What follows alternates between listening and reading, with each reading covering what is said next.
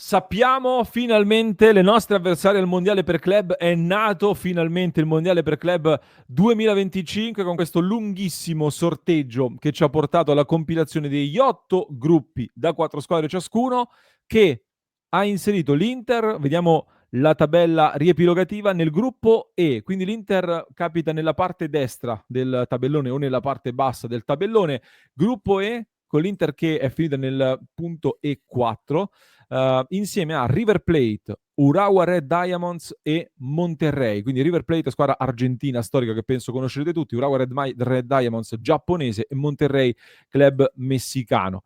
Tra poco diamo delle indicazioni anche sul tabellone e questa è una buona notizia perché adesso, senza voler fare un po' troppo gli sbruffoni, Simo, però si è innescato, comunque si è creato un tabellone che per l'Inter comunque fa intravedere degli spiragli almeno fino alla semifinale abbastanza incoraggianti per come si è messo questo torneo, quindi abbiamo delle buone prospettive anche in ottica semifinale dove potremmo incontrare la prima vera super big probabilmente di questo torneo, un torneo che francamente mi affascina per quello che stiamo vedendo. Come è andato secondo te questo sorteggio? Ma sì, come hai detto è andato abbastanza bene. Alla fine, come difficoltà del girone, c'è il River Plate che è una squadra anche di nome, di fascino, però ovviamente inferiore all'Inter, le altre due lo sono ancora di più. E poi, come stavi dicendo prima, anche nell'eventuale accoppiamento subito successivo, con tutte i possibili incastri che potevamo trovare, quantomeno ci siamo evitate comunque delle squadre molto forti. Detto che, come ripetiamo sempre, dipenderà tantissimo dal momento in cui si arriverà, è una cosa completamente nuova che si gioca d'estate, quindi è veramente tutto da dimostrare, però sicuramente rimarrei colpito se l'Inter, ecco, non passasse questo girone anche da prima, e poi da lì in avanti, ecco, quello che, quello che viene, viene, però il primo accoppiamento successivo col gruppo F è sicuramente vantaggioso. River Plate del campionato argentino eliminato in semifinale dell'ultima Copa Libertadores vinta dal Botafogo, la Champions sudamericana, quinto attualmente nel campionato argentino, la stellina, il giovane che sta esplodendo, Mastantuono, che sta facendo molto discutere anche in ottica mercato, allenato dal ritorno di Marcelo Gallardo che dopo una parentesi è rientrato al River, di cui è l'allenatore più vincente nella storia.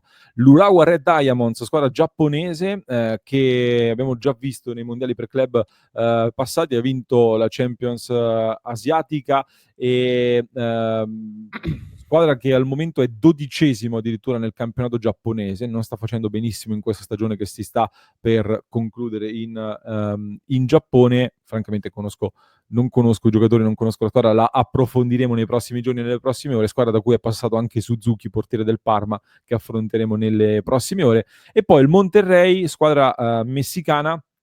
Anche qua il Monterrey non sta andando benissimo, quest'anno è al quinto posto, ha chiuso il campionato messicano al quinto posto per poi arrivare ai playoff dove hanno superato il primo turno e hanno perso la gara d'andata nella semifinale sostanzialmente del playoff.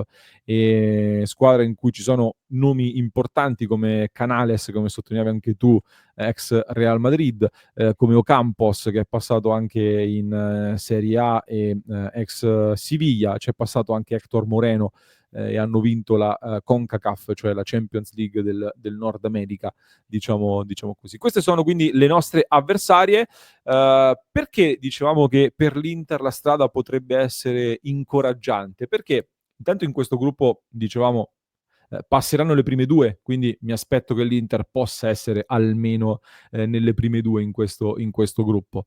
Le prime due che si incroceranno con le prime due del gruppo F, quello composto da Fluminense, Borussia Dortmund, Ulsan e i sudafricani del Mamelodi Sundowns. Per cui se l'Inter dovesse arrivare prima, affronterebbe la seconda del gruppo F, quindi verosimilmente sulla carta una tra Fluminense e Borussia Dortmund.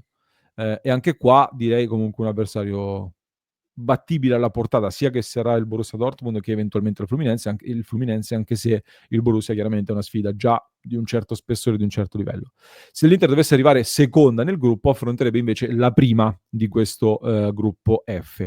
Dopodiché l'Inter è nella parte di tabellone che prevede anche il gruppo G e H, quindi l'Inter affronterà agli eventuali ottavi, dovesse arrivare agli ottavi, la prima o la seconda del gruppo F.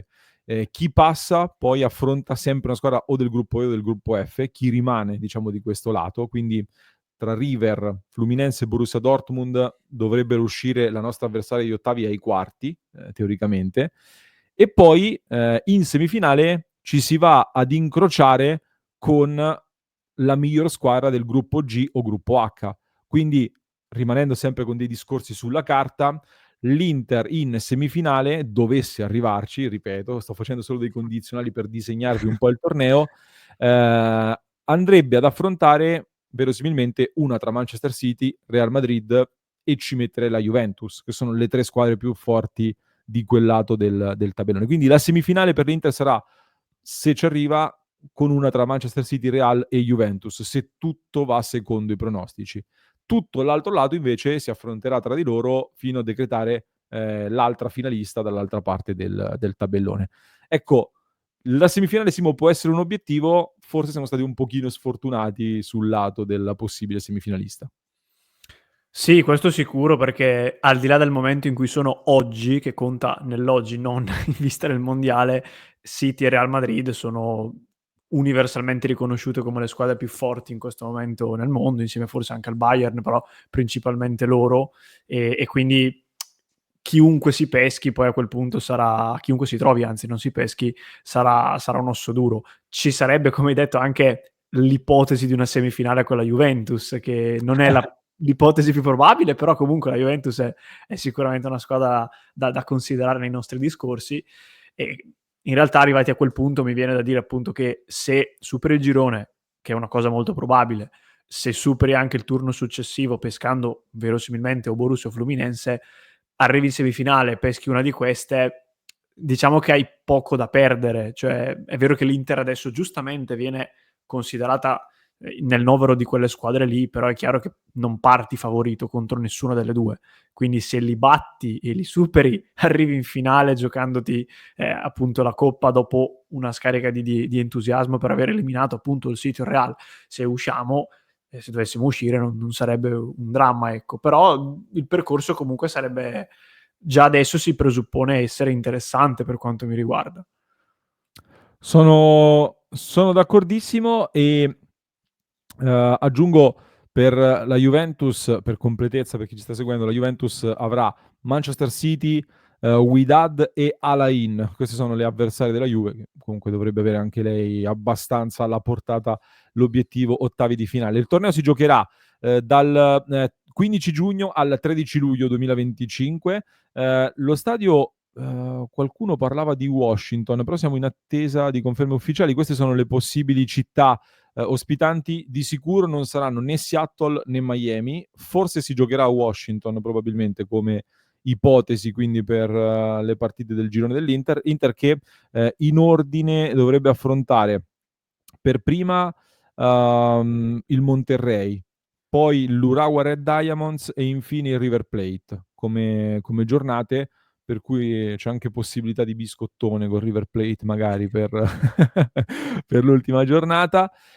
Sul torneo sarà trasmesso gratuitamente da DAZN, quindi visibile gratis tutte le partite. A breve dovrebbero annunciare anche gli orari di queste gare, verosimilmente dicevamo nella fascia tra mezzanotte e le 6 del mattino più o meno si giocherà, quindi tutte le nottate le passeremo insieme per vivere queste partite. Si giocherà ogni 72 ore, torneo che poi avrà una fase di eliminazione diretta in cui sarà possibile anche cambiare la lista, quindi eventuali nuovi acquisti del 1° luglio potranno essere aggiunti per giocare la seconda parte del torneo, anche se ci sarà anche una nuova finestra di mercato dal 1° al 10 giugno, dove eventualmente l'Inter può fare qualche innesto anche in vista del mondiale per club.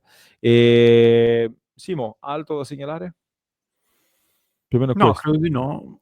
Se non il dubbio, ecco, che ovviamente scopriremo in corsa, di capire come l'Inter, ma non solo l'Inter, gestirà questa manifestazione, perché come abbiamo detto a lungo, si conclude nel momento in cui in teoria si dovrebbe cominciare la preparazione per l'anno dopo, ma prima della preparazione dovrebbero essere concesse le ferie ai giocatori. Quindi a quel punto è tutto da capire e non c'è, secondo me, al momento un'ipotesi più probabile, perché qualsiasi ipotesi si faccia si scontra con delle problematiche non banali, sia che si voglia posticipare appunto le ferie dei giocatori, sia che si cominci subito con la preparazione, che la si faccia intensa, meno intensa. Quindi è veramente tutto da dimostrare, ma è in quel momento lì è il momento in cui si mettono le basi per la stagione successiva, quindi non è una cosa banale, cioè rischi in qualche modo di indirizzare, diciamo quantomeno la prima metà della stagione successiva, e se ti comprometti quella puoi recuperare, ma fino ad un certo punto. Quindi anche lì sarà tutto da capire, ma lo scopriremo con il tempo. Chiudiamo qui questa clip ricordandovi di iscrivervi al canale se non l'avete ancora fatto e vi aspettiamo su passioneinter.club per partecipare alle nostre trasmissioni, ai nostri contenuti extra. Quindi www.passioneinter.club, mi raccomando, vi aspettiamo qui con noi.